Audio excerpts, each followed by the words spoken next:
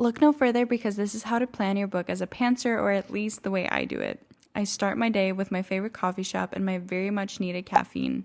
I like to use Milano and start with a main character, then build on top. I gather any and every idea I have into different sections. For pantsers, I definitely recommend the very basics. You can do beginning, middle, the end, or even add some plot twists, the quotes you'd like to have, and a bunch of characters you'll need to mold later.